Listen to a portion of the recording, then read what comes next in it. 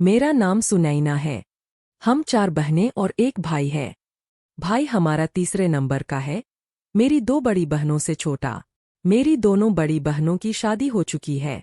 अब भाई की शादी की बारी है, मगर वह शादी नहीं करना चाहता। उसका कहना है कि पहले वह अपनी बाकी 2 बहनों की शादी करवाना चाहता है, उसके बाद ही अपनी शादी करेगा। मम्मी उसे समझाती रहती थीं कि पहले तुम अपनी शादी कर लो, घर में बहू आ जाएगी तो बेटियों की शादी करना आसान हो जाएगा। लेकिन वह मम्मी की बात नहीं मानता था।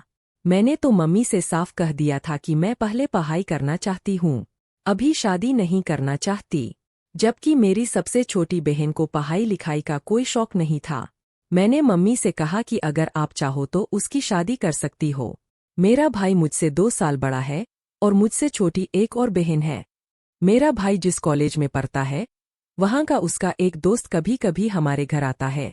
वह देखने में अच्छा है और मेरे भाई की उम्र का है, मगर मैंने नोटिस किया था कि जब भी वह हमारे घर आता था, मुझे बड़े गौर से देखता था और मुझे देखकर हल्के हल्के मुस्कुराता था।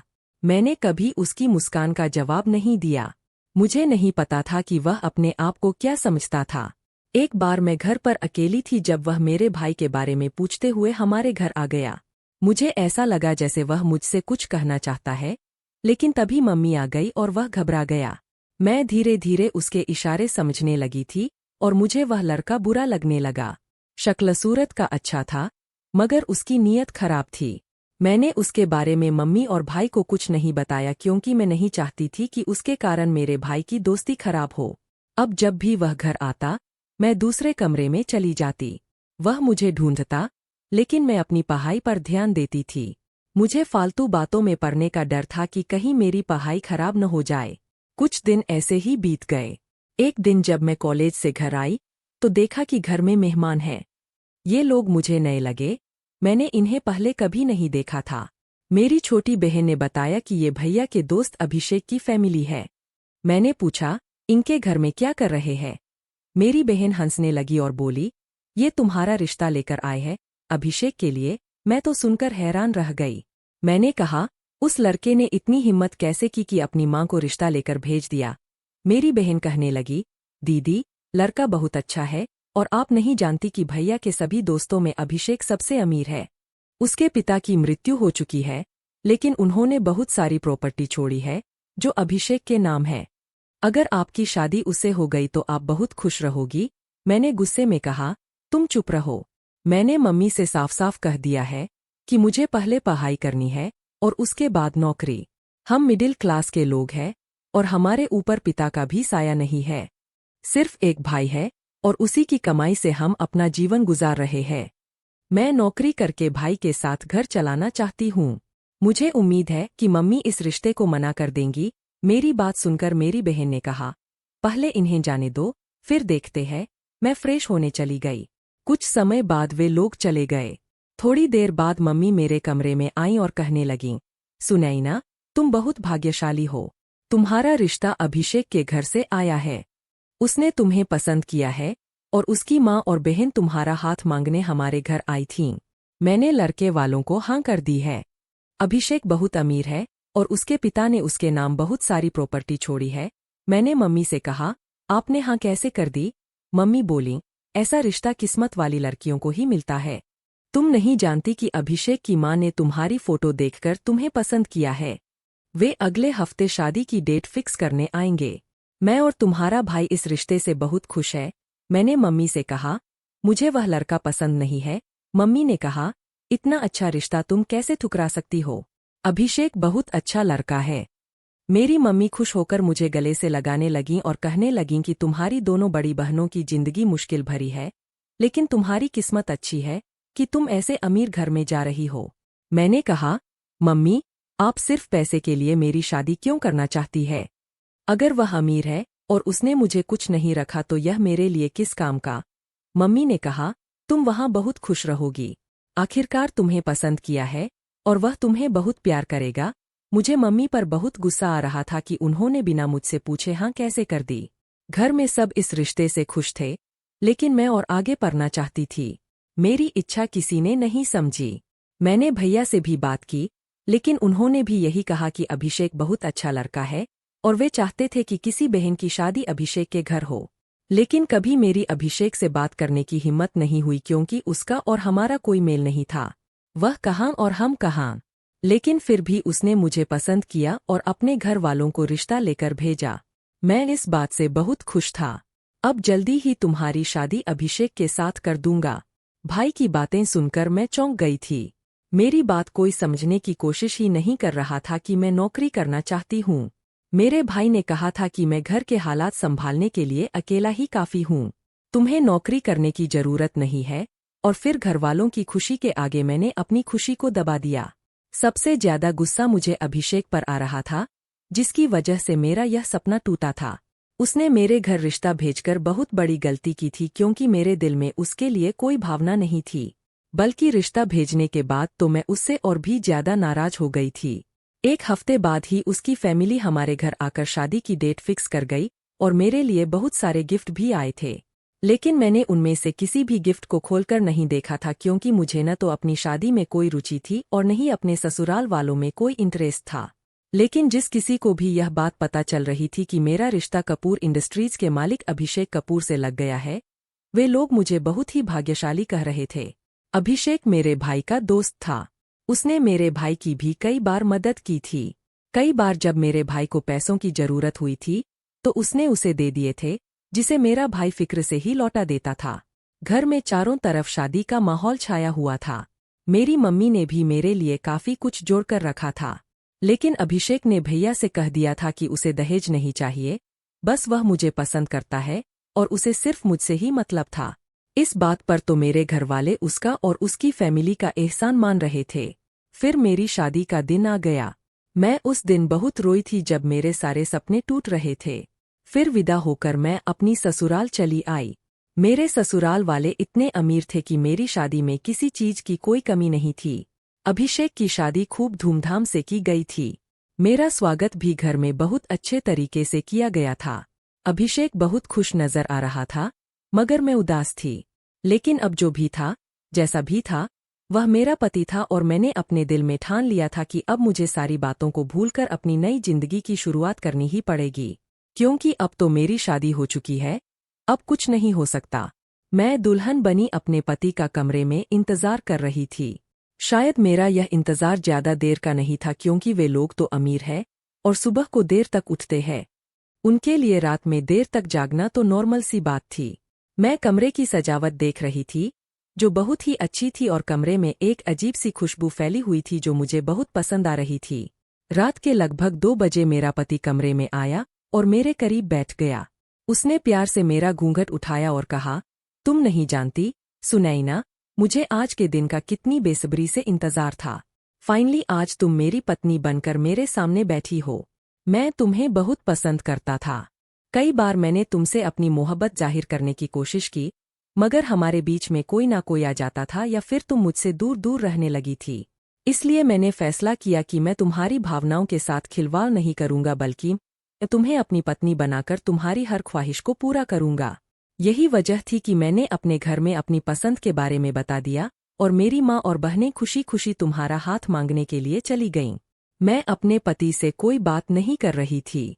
वह कहने लगा, तुम मुझसे कोई बात नहीं करोगी? क्या तुम्हें मैं पसंद नहीं हूँ? मैंने कहा, नहीं, ऐसी कोई बात नहीं है। तुम बहुत अच्छे हो। जब मैंने यह बात कही तो वह मुस्कुराने लगा था। अभी मैं उससे कुछ और बात करती, इतने में ही उसके मोबाइल की रिंग बजने लगी और वह एक्सक्यूज मी कहकर बेड से उठा और एक तरफ जाकर कॉल अटेंड करने लगा।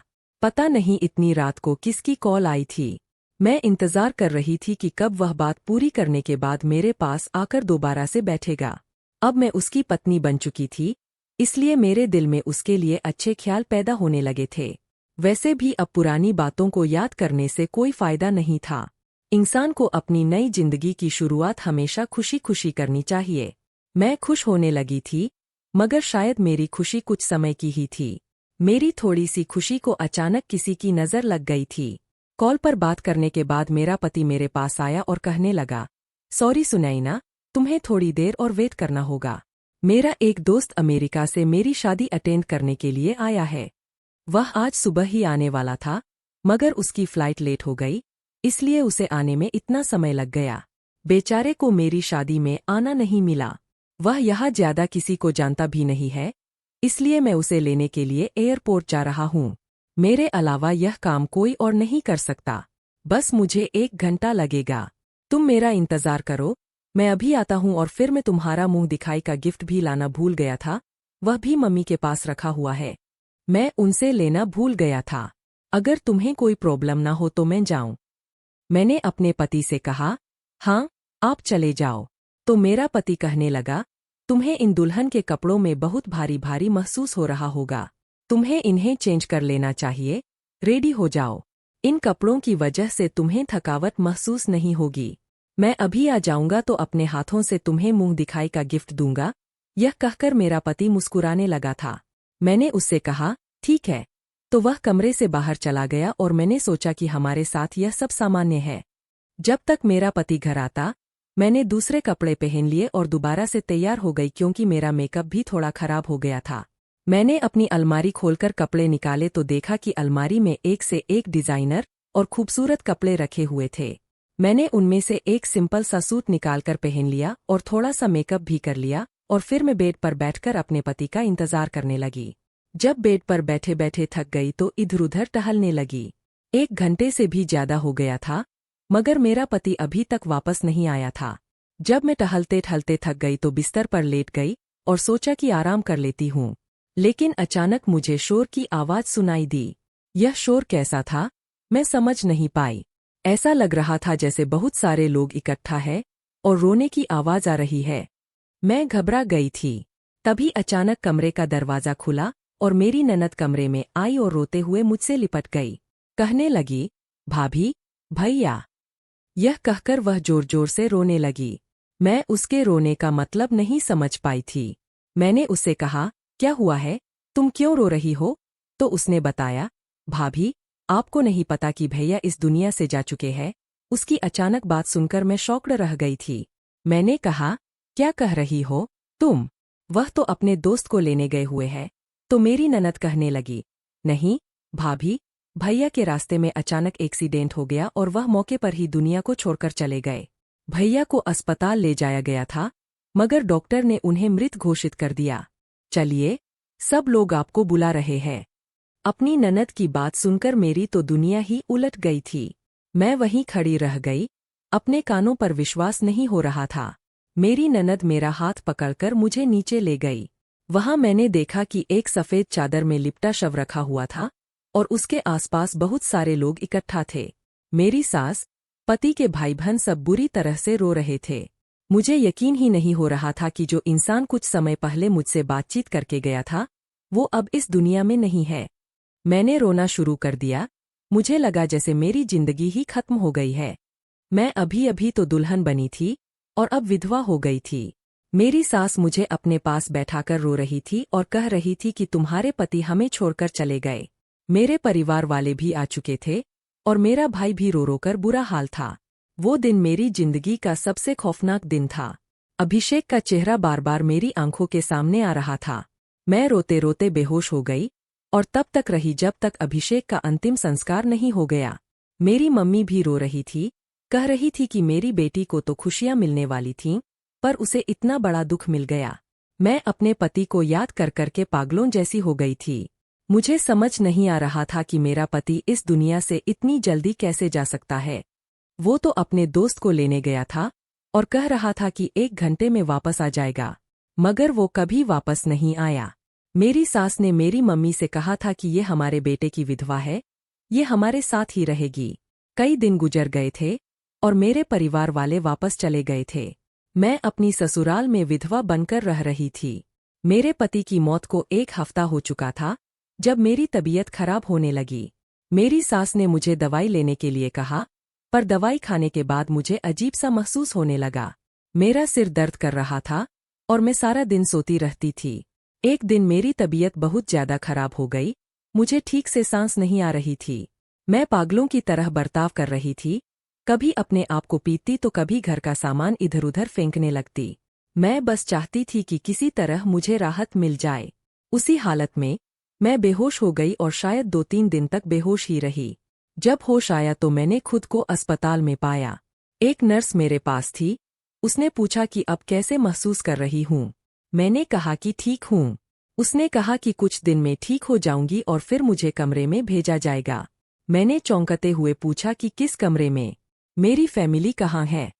मुझे क्या हुआ था? नर्स ने जवाब दिया कि यह पागलखाना है और यहाँ पागल लोगों का इलाज होता है। मैंने उसे कहा कि मैं पागल नहीं हूँ, लेकिन वो हंसते हुए बोली कि हर पागल यही कहता है। उसके बाद मैंने इधर-उधर देखा, तो देखा कि कई मरीज अजीब हरकतें कर रहे थे। मैंने खुद से पूछा कि मैं यहाँ कैसे आ सकती हूँ, जबकि मैं पागल नहीं हूँ। मेरी समझ में कुछ नहीं आ रहा था। मैं जोर-जोर से चिल्ला रही थी कि मैं पागल नहीं हूँ, मुझे यहाँ से बाहर निकालो।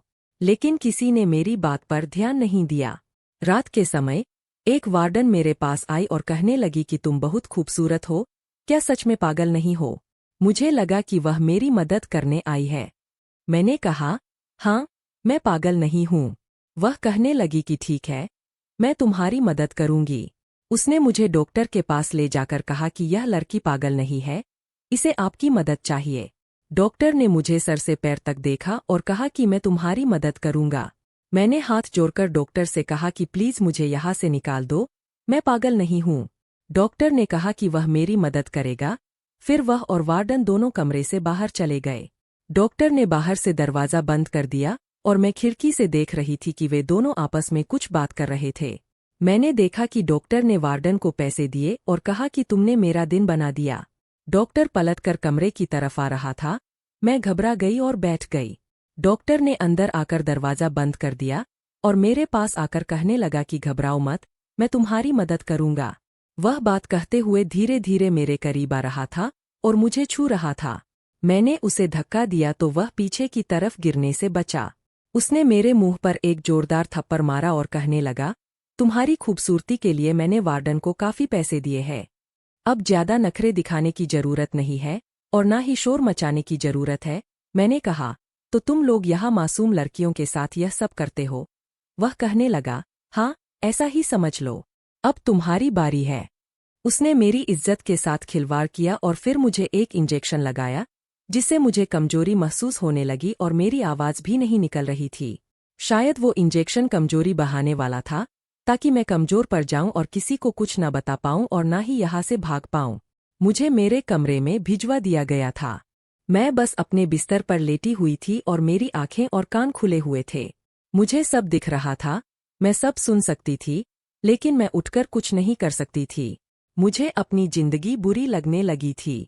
मैं पागल नहीं थी, लेकिन इन अस्पताल के लोगों ने मुझे सच में पागल बना दिया था। सबसे ज्यादा सोचने वाली बात यह थी कि मुझे यहाँ पर लेकर कौन आया था। मैं तो अपने ससुराल में थी। मैंने सोच लिया था कि जैसे ही मुझे महसूस होगा कि मैं ठीक हो रही हूँ, तो मुझे यहाँ से भागना होगा। मगर यहाँ सख्त पहरा था। मैं कुछ भी करके भाग नहीं सकती थी। आज रात फिर से मुझे मॉडर्न डॉक्टर के पास ले जाया गया। मैंने उसे कई बार मना किया, लेकिन मेरे मना करने के बावजूद भी मेरे साथ वही सब कुछ हुआ जो पहले डॉक्टर कर चुका था। कई दिन इसी तरह से गुजर गए थे। मुझे 2 दिन से डॉक्टर के पास जाना नहीं पड़ रहा था। शायद डॉक्टर कहीं बाहर गया हुआ था।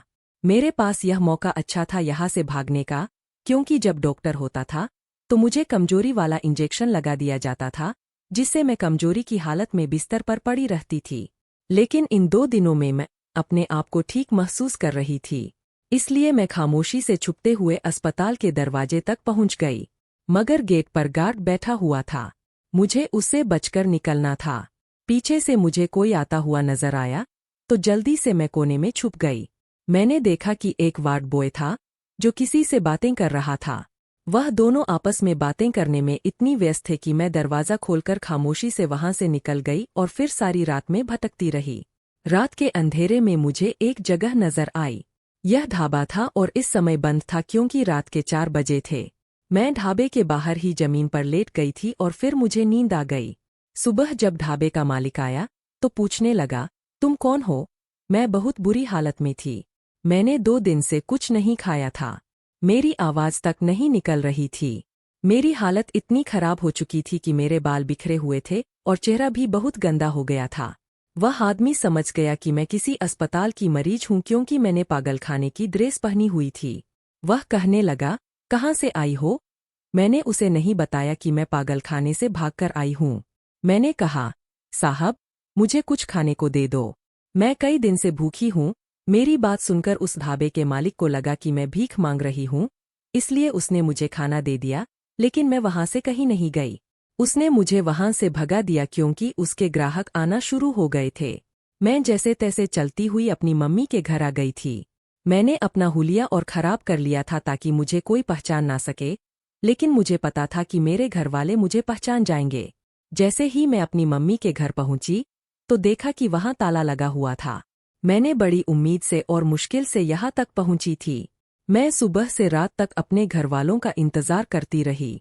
शायद वे कहीं चले गए होंगे, लेकिन उन्हें अब तक आ जाना चाहिए था। मैं बस यही उम्मीद लगाए हुए घर के आसपास ही टहल रही थी, मगर वहां कोई भी नहीं आया। मैंने आसपास के लोगों से पूछा तो उन्होंने बताया कि मेरे घरवाले मुझे पागल समझकर यहाँ से चले गए थे। सुना है कि वे कहीं और रह रहे हैं। पड़ोस की औरत मुझे पहचान नहीं सकी थी क्योंकि मेरी हालत बहुत खराब हो गई थी। पूरा दिन गुजर गया था। मैं भूखी प्यासी थी। मुझे लगा कि मैं उसी ढाबे पर जाऊंगी तो ढाबे का मालिक मुझे फिर से खाना दे देगा। मुझे अपनी जिंदगी बुरी लगने लगी थी।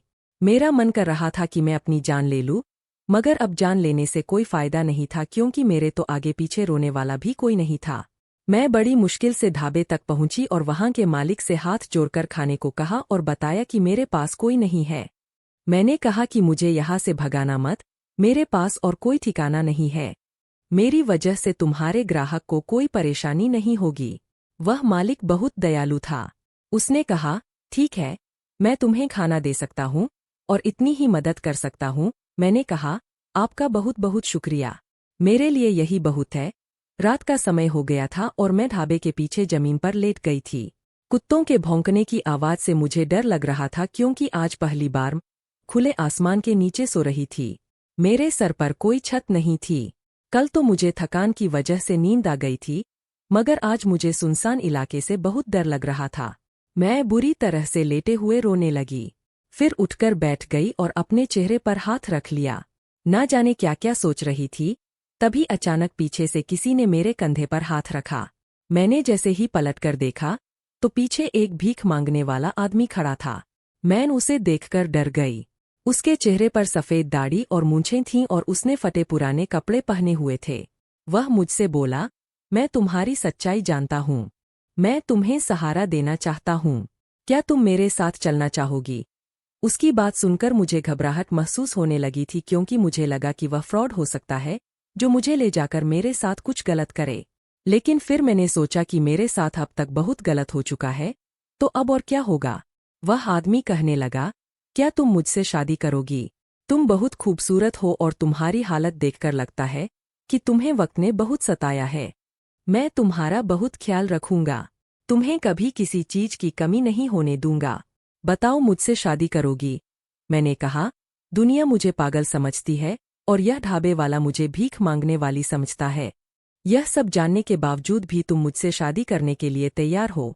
उसने कहा, मैंने कहा ना कि मैं तुम्हारी पूरी जिंदगी के बारे में जानता हूँ। तुम्हारे साथ क्या क्या हुआ और तुम किस तरह से पागलखाने पहुंची, मैं सब कुछ जानता हूँ। इसलिए तो तुम्हें शादी की ऑफर दे रहा हूँ। मैंने पूछा, लेकिन तुम कौन हो? तो वह बोला, यह समझ लो कि मैं भगवान का भेजा हुआ एक संत आदमी हूँ जो तुम्हारी मदद करने के लिए आया हूँ। मैंने अपने दिमाग में सोच विचार किया और उससे कहा, अच्छा, ठीक है, मैं तुमसे शादी करने के लिए तैयार हूँ। वह कहने लगा, तुम्हें मेरे साथ मेरे घर चलना होगा क्योंकि मैं अपनी पत्नी को यहाँ बीच रास्ते पर सुनसान जगह में अकेला नहीं छोड़ सकता। वह मुझे अपने साथ कुछ दूरी पर चलने के बाद एक घर में ले आया। जैसे ही उसने घर का दरवाज़ा खोला और लाइट ऑन की, यह देखकर मैं दंग रह गई। इस घर में हर सुविधा मौजूद थी। यह आदमी तो एक मामूली भिखारी लग रहा था, मगर इसके पास इतना अच्छा घर और घर में हर चीज मौजूद है, फिर भी क्यों मांगता है? मैं यही सोच रही थी। जैसे ही मैंने पलटकर देखा, वह आदमी अपनी दाढ़ी और मूंछें निकाल रहा था।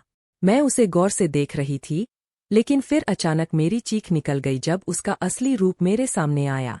मैं बेहोश होने से बच गई थी। उसने मुझे थाम लिया। यह आदमी कोई और नहीं बल्कि मेरा पति अभिषेक था। मेरा पति तो मर चुका था, फिर यह कौन था?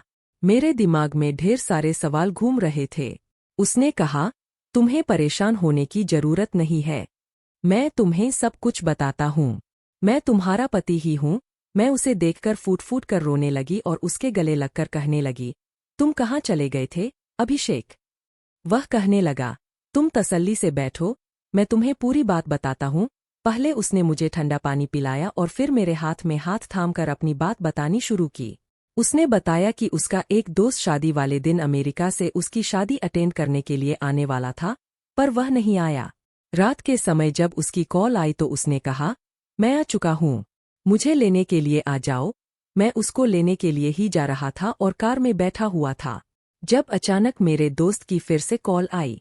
मैंने कॉल रिसीव की और अपने दोस्त से कहा, तुम 5 मिनट इंतजार करो, मैं एयरपोर्ट तक आने ही वाला हूँ। मेरा दोस्त मेरी बात सुनकर हैरान रह गया और कहने लगा, तुम एयरपोर्ट पर क्यों जा रहे हो, जबकि तुम्हारी शादी की पहली रात है? मैंने सोचा, तुमसे पूछता हूँ कि तुम अभी तक अपनी पत्नी के पास गए या नहीं। मैं उसकी बात सुनकर हंसने लगा और कहने लगा, तुम कैसे पागलपन वाली बातें कर रहे हो? तुमने अभी मुझे कॉल किया था और कहा था कि मैं एयरपोर्ट पर हूँ, मुझे लेने के लिए आ जाओ। बस, मैं तुम्हें ही लेने के लिए आ रहा हूँ। मेरा दोस्त कहने लगा, पागलपन वाली बातें तो तुम कर रहे हो। मैंने तुमसे कब कहा कि मैं एयरपोर्ट पर हूँ? मैंने तो तुम्हें दिन में ही कॉल करके बता दिया था कि मैं नहीं आ पाऊंगा। मेरा आना कैंसिल हो गया है। अपने दोस्त की बात सुनकर मैं हैरान रह गया। मैं ड्राइविंग करते करते उससे बात कर रहा था और उससे बहस कर रहा था कि तुम आज के दिन मुझसे मजाक मत करो। मैं अपनी पत्नी को कमरे में अकेला इंतजार करने के लिए छोड़ कर आया हूँ, सिर्फ तुम्हें लेने के लिए। वह मुझे यकीन दिलाने की कोशिश कर रहा था कि तुम्हें किसी ने बेवकूफ़ बनाया है। मैंने तुम्हें कॉल नहीं की, तुम देख सकते हो, मेरे नंबर से तुम्हें कॉल नहीं आई होगी। मैंने ड्राइविंग करते हुए मोबाइल पर ध्यान दिया और चेक किया कि किसके नंबर से कॉल आई थी, लेकिन यह देखकर मैं दंग रह गया कि वह कॉल मेरे दोस्त के नंबर से नहीं आई थी। अभी मेरा ध्यान मोबाइल पर ही था कि अचानक पीछे से किसी ने मेरी गाड़ी को जोरदार टक्कर मारी और मेरी गाड़ी दूर जाकर एक पेड़ से टकराई थी। फिर उसके बाद मैं बेहोश हो गया। जब मुझे होश आया तो मैं अपने फैमिली डॉक्टर के यहाँ एडमिट था। मुझे 1 घंटे के बाद होश आ गया था। मुझे काफ़ी सारी चोटें आई थीं। डॉक्टर ने मुझे बताया कि मेरा एक्सीडेंट नहीं हुआ था, बल्कि मेरा एक्सीडेंट करवाया गया था।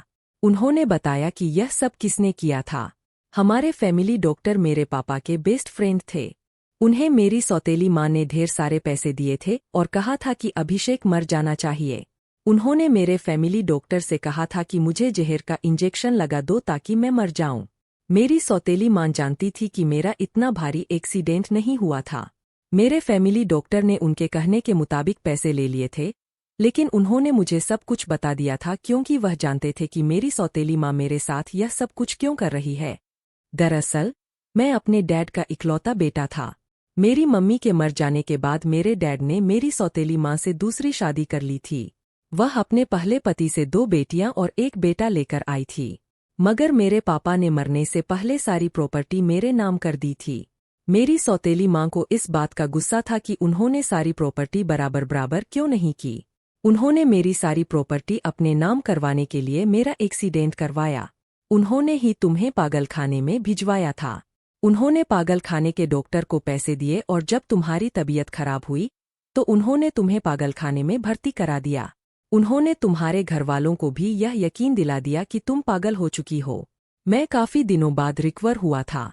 डॉक्टर अंकल ने मेरी सौतेली माँ के मुताबिक मुझे मृत घोषित कर दिया था और मेरी बजाय किसी और की डेड बॉडी उनके हवाले कर दी थी। मेरी सौतेली माँ अपने प्लान में कामयाब हो गई थी।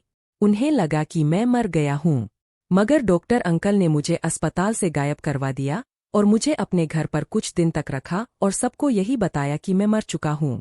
जब मैं ठीक हुआ तो मुझे तुम्हारी याद आई। मैं तुमसे मिलना चाहता था। मुझे लगा कि उन लोगों ने तुम्हें तुम्हारे मायके भेज दिया होगा। मैंने अपनी पहचान बदल ली थी और मैं अपनी पहचान बदलकर तुम्हें ढूंढने की कोशिश कर रहा था। मैं तुम्हारे मायके के घर के बाहर पहरा देता था, मगर तुम मुझे वहां कभी दिखाई ही नहीं दी। मुझे नहीं पता था कि उन लोगों ने तुम्हारे साथ क्या किया था, लेकिन मेरी नज़र अभी भी तुम्हारे मायके पर ही टिकी हुई थी। मुझे यकीन था कि तुम कभी न कभी अपने मायके जरूर आओगी। अब जब तुम अपने मायके आईं, तो मैंने तुम्हें देखकर बहुत खुशी महसूस की। मगर तुम्हारी हालत देखकर मुझे बहुत अफसोस हुआ कि शायद मेरी वजह से ही उन लोगों ने तुम्हारी यह हालत की होगी। जब तुम अपने मायके पर ताला लगा हुआ देखकर निराश हो गईं, तो मैं तुम्हारे पीछे पीछे ही था और तुम्हारे साथ था कि अब मेरे होते हुए तुम्हें कोई नुकसान नहीं पहुंचा सकता। तुम्हें रोते हुए देखा तो मैंने सोचा कि अब मुझे तुमसे बात करनी ही होगी और इस तरह मैं तुम्हें अपने यहाँ लेकर आया हूँ। यह मेरे दोस्त का घर है। मेरे डैड ने दूसरे शहर में एक बंगला बनाया हुआ था, वह भी उन्होंने मेरे नाम किया था, लेकिन उस बंगले के बारे में मेरी सौतेली माँ और उसके बच्चे नहीं जानते। उस बंगले की चाबी मेरे दोस्त के पास है। हम सारे दोस्त मिलकर वहां पर पार्टी किया करते थे। मैं तुम्हें वहां लेकर जाऊंगा और हम दोनों वहां पर अपनी जिंदगी गुजारेंगे और अपनी जिंदगी की एक नई शुरुआत करेंगे। अभिषेक की बातें सुनकर मेरी आंखों में आंसू आ गए। वह भी जिंदगी की एक बड़ी जंग जीत कर आया था। फिर मैंने उसे बताया कि मेरे साथ पागलखाने में क्या क्या हुआ था। उसे बहुत अफसोस हुआ था। मेरी हालत देखकर उसने मुझे समझाया और तसल्ली दी कि तुम्हें परेशान होने की जरूरत नहीं है। तुम सब कुछ एक सपना समझकर भूल जाओ और अपनी जिंदगी की शुरुआत करो। अब तुम्हारी हकीकत यही है कि मैं तुम्हारे साथ हूं और अब तुम्हें मुझसे कोई भी अलग नहीं कर सकता। इस तरह अभिषेक और मैं उस बंगले पर चले गए थे। वहां जाने के बाद मेरे पति ने नौकरी करना शुरू कर दी और अपनी काबिलियत के बलबूते पर दोबारा से अपना एक अच्छा बिजनेस सेटअप बना लिया। हमने बहुत सब्र किया था। जो कुछ परेशानी मेरी सौतेली माँ ने हमारे साथ की थी, भगवान उन्हें उनके किए की सजा जरूर देगा। मेरे घरवालों को लोगों ने उल्टी सीधी बातें कहकर बहुत तंग किया। लोग कहते थे, तुम्हारी बेटी मनहूस है, शादी की पहली रात ही अपने पति को खा गई और अब पागलखाने में बैठी हुई है। मेरी माँ और मेरे भाई इन सब बातों को बर्दाश्त नहीं कर पाए, इसलिए उन्होंने तंग आकर वह मोहल्ला ही छोड़ दिया। लेकिन अब मैं अपने पति के साथ एक सुखी जीवन जी रही हूँ और बहुत खुश हूँ। दोस्तों, मैं उम्मीद करती हूँ कि आपको हमारी कहानी पसंद आई होगी। अगर आपको कहानी पसंद आई है तो कृपया इस वीडियो को लाइक करें, चैनल को सब्सक्राइब करें और हाँ, नोटिफिकेशन बेल को जरूर दबाएं ताकि आपको हमारी अगली अपडेट सबसे पहले मिल सके।